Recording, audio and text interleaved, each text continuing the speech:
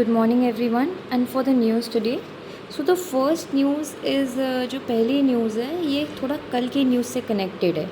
हमारे देश में अगर देखा जाए तो मेजर प्रॉब्लम जो आज भी हो रही है it's regarding the foreign exchange. तो अभी हमारे देश में ना शॉर्टेज है फॉरेक्स की, फॉरेन एक्सचेंज की शॉर्टेज चल रही है। तो उसको ब्रिज करने के लिए गवर्नमेंट ऑफ इंडिया और आरबीआई इनने क्या किया, कैपिटल गेंस का टैक्स हटा दिया। कैपिटल गेंस क्या होता है? कैपिटल गेंस का टैक्स होता है, सपोज़ मेरे पास एक ज़मीन है, ठीक है, and I offer it for rent. उससे land is a capital product, right? तो उससे मुझे जो रेंट आती है उससे कुछ मनी आएगा, ठीक है, उस मनी पे टैक्स लगता है। ये एक लैंड के फॉर्म में होगा। सेकंड, मैंने अपना पैसा किसी कंपनी में लगाया, कंपनी ए में, ठीक है। अब वो कंपनी ए क्या करेगी? कंपनी ए में मैंने पैसा लगाया, मैंने कंपनी ए को रुपये दिया, तो कंपनी ए ने अपने शेयर्स, बॉन्ड्स, डिबेंचर्स ये दिए एक पेपर पे लिखकर। सो उससे वो शेयर्स पे जो अब कुछ टाइम बाद मैं कहूँगी कंपनी से मेरा पैसा वापस करो, ठीक है। सो कुछ ऑब्वियसली कुछ ज़्यादा ही मिलेगा ना मुझे इंटरेस्ट के साथ। सो इस पर भी टैक्स लगता है, ठीक है। तो ये हो गया कैपिटल गेंस टैक्स। अब कैपिटल गेंस टैक्स हटा दिया है गवर्नमेंट ने। क्यों? फॉरेनर्स हैं जो इन्वेस्ट कर रहे हैं, जो गेन कर रहे हैं, उनको टैक्स देना पड़ रहा था, तो दे आर डिस्करेज्ड। इससे हमारे पास क्या होगा अगर कैपिटल गेंस टैक्स हटा दिया जाएगा? तो फॉरेनर्स और इन्वेस्ट करेंगे क्योंकि अब उनको टैक्स नहीं पे करना पड़ेगा। जीडीपी बढ़ेगा क्योंकि हमारे पास और फॉरेन करेंसीज बढ़ेंगे ना। रुपी क्यों बढ़ेगा? देखो, अगर फॉरेनर्स को टैक्स नहीं लगेगा तो people will invest more in it, right? और फॉरेनर्स इन्वेस्ट करेंगे तो फॉरेन करेंसी और आएगी, तो रुपी घटेगा, राइट? तो जो चीज़ कम क्वांटिटी में उसकी वैल्यू ज़्यादा होती है तो रुपये की वैल्यू ज़्यादा होगी। अब हमारा ये डेफिसिट कैसे, बीओपी, ये है बैलेंस ऑफ पेमेंट। बीओपी का फुल फॉर्म होता है बैलेंस ऑफ पेमेंट, ठीक है। अब बैलेंस ऑफ पेमेंट किस में? गुड्स, सर्विसेज, इंपोर्ट एक्सपोर्ट, ठीक है। इस पे मतलब हमारा इंपोर्ट्स कम होने चाहिए, एक्सपोर्ट ज़्यादा होने चाहिए, तो ट्रेड डेफिसिट घटेगा, है ना। तो ये पर्पज़ है। तो ये समझे ना। तो इनने क्या किया आज मीट में कि कैपिटल गेंस टैक्स नहीं लगाएंगे, पहली चीज़। दूसरी, फिर से एक हुआ PMEAC। तो ये क्या है? Prime minister economic advisory council, ठीक है। अब ये हम बात करते हैं तो prime minister economically advisory council ये क्या है? ये एक नॉन कॉन्स्टिट्यूशनल बॉडी है, ये नॉन परमानेंट, किसी आर्टिकल में नहीं है, ये नॉन परमानेंट है। इसका कोई ऐसा फिक्स नंबर नहीं है कि इतने ही लोग चाहिए। अब ये रिपोर्ट पब्लिश करती है, annual output economy outlook report, review of economy. मैं ऐसी चीज़ें क्यों लिख रही हूँ? ये क्या याद रहेगी? ये क्या प्रीलिम्स में आ सकती है? रिपोर्ट्स के names I will just highlight it with a green pen, ठीक है। तो ये रिपोर्ट्स के नेम्स ये पूछ सकते हैं, all right. So and you can also quote in mains. अगर आपको ये बताना है कि इन्फ्लेशन बढ़ेगा, कुछ नहीं समझ आ रहा, तो आप लिख दो PM economic advisory council said that inflation rate is this, inflation is too much, inflation is too less, GDP, कुछ भी आप कमेंट करके ये रिपोर्ट कोट कर दो, ठीक है। This is how you use it, simple. Now ये हुआ।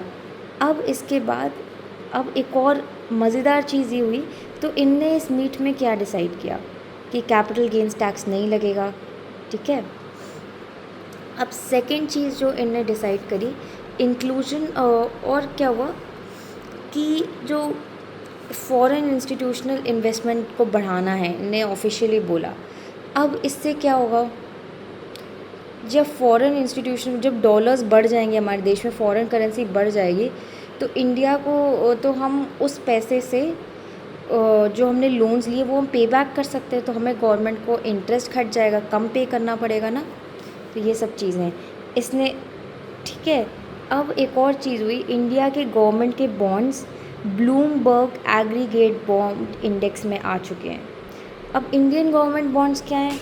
आप अगर भारत सरकार को पैसा दोगे, I give them money, they give me bonds money. अब ये USD के भी फॉर्म में हो सकता है, डॉलर, है ना, कोई भी फॉर्म में हो सकता है। अब ये हमें पेपर में बॉन्ड देंगे, ठीक है, हमने पैसे दिए, इन्होंने हमें बॉन्ड दिया, तो ये हो गए गवर्नमेंट बॉन्ड्स। अब क्या हुआ, हमारे बॉन्ड्स की सैंक्टिटी क्यों बढ़ी, क्यों विदेशी इन्वेस्ट करेंगे, क्योंकि हमारा जो बॉन्ड है ये ब्लूमबर्ग एग्रीगेट बॉन्ड इंडेक्स में आया है। Bloomberg is a very reputed, ठीक है, is a very reputed institution, ठीक है, इसलिए आया, तो इसलिए हमारी रेप्यूटेशन बढ़ेगी।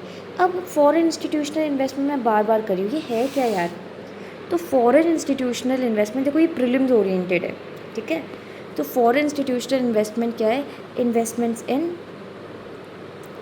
Market other than where it is located. अगर एक कंपनी है ए जो इंडिया में बेस्ड है, तो वो इंडियन मार्केट्स में नहीं, पूरे विदेश की कंट्री में इन्वेस्ट करेगी अपना पैसा, ठीक है।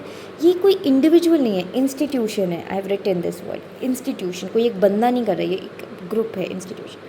अब ये कहाँ इन्वेस्ट करते हैं, पेंशन फंड, ये म्यूचुअल फंड, हेज फंड, इधर, ठीक है।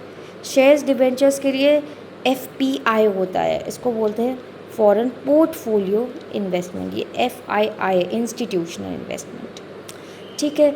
इसको रेगुलेट कौन करता है, रेगुलर लिख दिया मैंने, इसको रेगुलेट करता है सेबी। सेबी क्या है, security exchange board of India, और किस लॉ में है, फेमा। फेमा का क्या है, फॉरेन एक्सचेंज मैनेजमेंट एक्ट, इस लॉ में ये गवर्न होता है। एंड क्या होता है, जब ये इन्वेस्ट करते हैं तो इनको कोई मैनेजरियल सपोर्ट नहीं मिलता है। व्हाट इज़ मैने, मतलब जिस कंपनी में करते हैं वहाँ पे कोई मैनेजर नहीं मिला, just hold that amount of share, okay, ये हो गया। और कल एक और चीज़, तो फॉरेक्स को बढ़ाने का फोकस है, क्योंकि इस बार इकोनॉमिक सर्वे में आप पढ़ो फॉरेक्स काफ़ी रिड्यूस हो गया था, और ये वाली प्रॉब्लम हो गई ना, ऑयल क्राइसिस वाली प्रॉब्लम, अभी I will tell you that in detail. RBI forex swap concessional क्या है, अब ये फॉरेक्स स्वैप क्या है कि अपने अपने करेंसीज़ को एक्सचेंज कर लेंगे, RBI ने कहा, अब कम पैसे में। अब क्या होता है, एक टोबन टैक्स होता है, I will tell you this, एक टोबन टैक्स होता है, अगर मैं अपने रुपये को डॉलर, यूरो, किसी भी करेंसी में कन्वर्ट करते हो कुछ टैक्स लगता है, पेमेंट लगता है, थोड़ा महंगा होता है। RBI ने इसका प्राइस रिड्यूस कर दिया है, कम पैसे में आप कन्वर्ट कर लोगे, ठीक है, इससे और लोग करेंगे और फॉरेन एक्सचेंज आएगा, हम बाहर से आराम से चीज़ें ले सकते हैं। और RBI ने क्या किया, और RBI ने, I am sorry for that, RBI ने क्या किया, जो NRI के बैंक अकाउंट्स हैं ना, उसमें आप फॉरेक्स रख सकते हो, जो तो उन्होंने कहा कि और NRI बैंक अकाउंट खोले, तो कितने सारे वे से हमारे पास फॉरेन एक्सचेंज आ रहा है, क्लियर। नाउ एक और interesting cheese, now it's very theoretical, एक हुई project Glasswing. Project Glasswing USAI Anthropic cyber security project है, एक AI एंथ्रोपिक एक फॉर्म का नाम है, उसने एक साइबर सिक्योरिटी प्रोजेक्ट लॉन्च किया, उसका नाम है प्रोजेक्ट ग्लासविंग, और उसमें वर्ल्ड के सारे जो सिक्योरिटी एजेंसीज़ हैं उनकी हेल्प करना है। तो इंडिया का CERT है, CERT का फुल फॉर्म क्या है, Indian computer emergency response team, national critical in infrastructure, ठीक है। PMEAC मैं डिस्कस कर चुकी हूँ। अब हम आते हैं थोड़ा एक और बेसिक न्यूज़ कर लेती हूँ, फिर मैं बताती हूँ इजराइल वाला। India's top LNG source, LNG के लिक्विडिफाइड नेचुरल गैस, ठीक है। तो अभी हम सबसे ज़्यादा कहाँ से मंगा रहे हैं अपनी LNG, हम गल्फ़ से नहीं मंगा सकते, वहाँ पे वॉर चल रहा है, तो अभी सबसे ज़्यादा कहाँ से आ रही है, US से आ रही है। अभी ये देखो, ये टाइप के क्वेश्चंस बन जाते हैं, ये प्री में आएगा। अब आपने पढ़ा US से आ रही है, नाइजीरिया से आ रही है, अंगोला से आ रही है, ओमान से आ रही है ना, how will you remember this. अब एक बंदा कहेगा यार ये क्या उटपटांग सवाल पूछ दिया कि अंगोला से आ रही है, नाइजीरिया से, अब क्या एक एक लाइन याद करेंगे, नहीं, कहीं ना कहीं UPSC wants you to use logic. अब मैं इसका लॉजिक बताती हूँ, देखना अभी। नाइजीरिया एक ऑयल प्रोड्यूसिंग नेशन है, ठीक है, इतनी नॉलेज अब होनी चाहिए। नाइजीरिया, अंगोला, ये अफ्रीकन कंट्रीज़ पे स्विच कर दिया, Africa is a very resource rich country. अब ओमान का क्या लॉजिक लगाओगे यार, गल्फ़ में क्राइसिस चल रहा है, बाकी कंट्री ओमान से क्यों ले रहे हैं। अब ओमान की लोकेशन देखो, कहाँ पे ओमान, ये देखो, ये ओमान है ना, अब ये कहाँ पे है, ये इंडिया का क्या है, ये एरिया क्या है, अरेबियन सी, ओमान। अगर मैं शिप से बैठूँगी तो गल्फ़ ऑफ हॉर्मज़ आराम से पहुँच सकती हूँ, राइट। तो ओमान से भी हम मंगा रहे हैं। कॉन्फ्लिक्ट तो भाई यहाँ पे है ना, इस रीजन पे, यहाँ पे इतना नहीं है। स्ट्रेट ऑफ हॉर्मज़ में थोड़ा बीच अटैक चला था, बट मेन इनका यहीं पर मसला है, ठीक है, तो आराम से ही जा सकते हैं। नहीं तो ये ऐसे लंबा रास्ता भी ले सकते हैं, राइट। तो यूएस सबसे बड़ा इम्पोर्टर है, यूएस, नाइजीरिया, अंगोला, ओमान, ठीक है। अब स्पेसएक्स आईपीओ इशू कर रहा है। आईपीओ क्या है? Initial public offering. ये क्या होता है? जैसे मैंने कंपनी सेटअप की, मुझे अपने शेयर्स बेचने हैं, कंपनी आई मेरी ए, उसके शेयर्स बेचने हैं, ठीक है।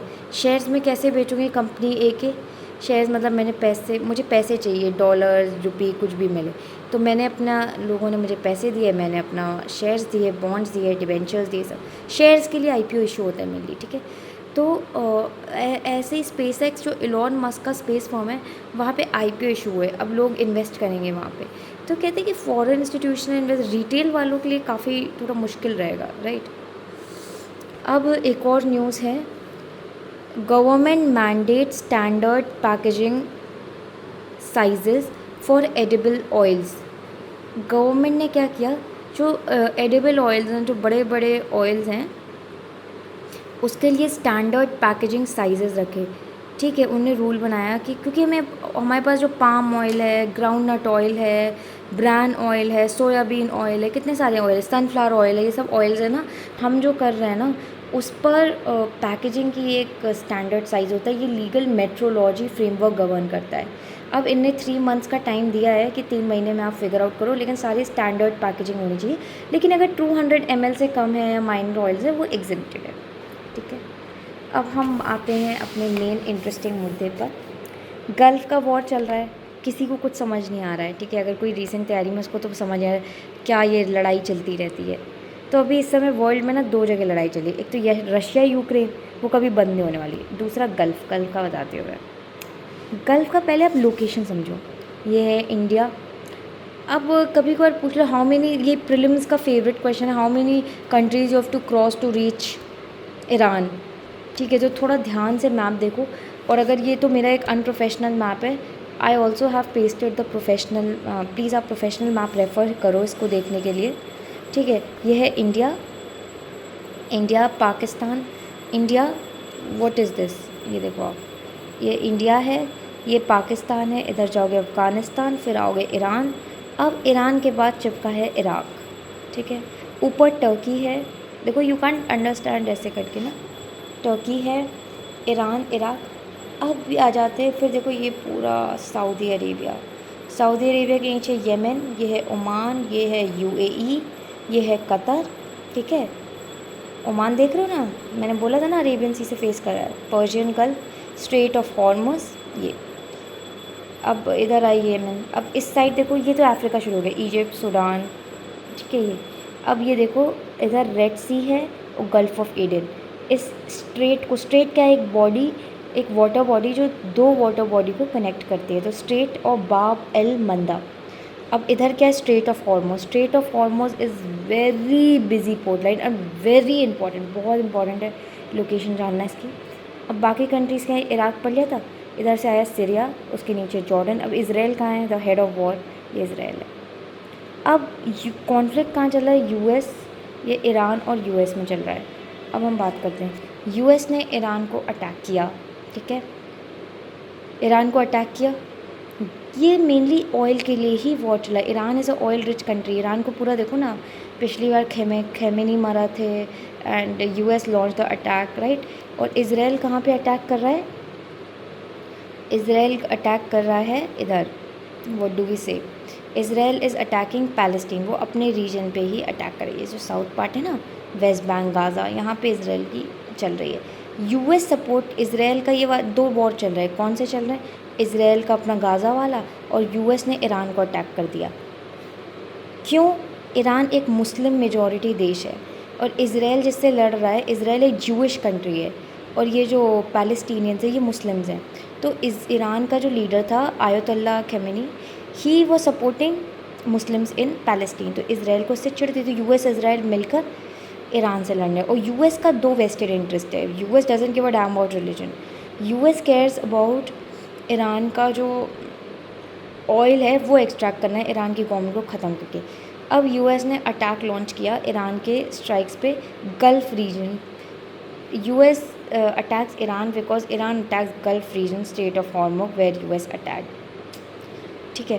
अब ईरान क्या करता है, स्ट्रेट ऑफ हॉर्मुज़ ईरान के पास है, यूएस ने इसको ही टारगेट किया कि यार इतना पैसा कैसे आ रहा है, इतना ऑयल रिच नेशन है तो उसको ख़त्म करना है। तो ईरान ने बदला लेकर इधर अपना फोर्सेस इंस्टॉल किए स्ट्रेट ऑफ हॉर्मुज़ में, इधर भेजा कि कोई आ ना पाए, तो इससे हमारा ट्रेड रुक गया। इसी वजह से ऑयल प्राइसेस इतने महंगे हो रहे हैं, जो बोल रहे हैं ना गैस सिलेंडर ख़त्म हो जाएगा, इसी वजह से। तो यूएस ने अटैक किया ईरान पे, ठीक है, तो यूएस ने अटैक किया ईरान पे, ठीक है। You know the interest of US, and US का रीज़न था कि क्यों स्ट्रेट ऑफ हॉर्मुज़ में रोक रखा है, ठीक है। तो कोस्टल सिटीज़, अब ये प्रीलिम्स में आएगा, क्या है, गोरोक एंड खिशम आइलैंड्स, ये आ जाएगा रैंडम कि ये रीजन क्यों न्यूज़ में, क्यों, क्योंकि ये ईरान के कोस्टल साइट्स है जहाँ पे यूएस ने अटैक किया है। So that's all for today.